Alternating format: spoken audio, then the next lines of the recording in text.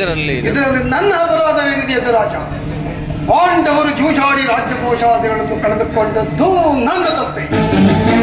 ಸತ್ಯ ಪರಿಪಾಲನೆಗಾಗಿ ವನವಾಸ ಜ್ಞಾತವಾಸ ಮಾಡಿದ್ದು ಅಧರ್ಮದ ಕಾರ್ಯವೇ.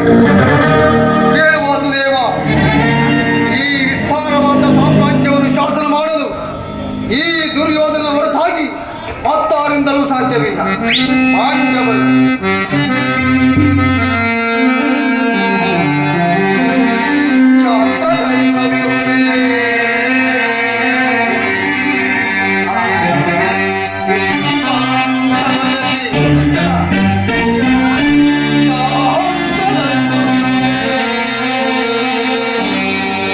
Oh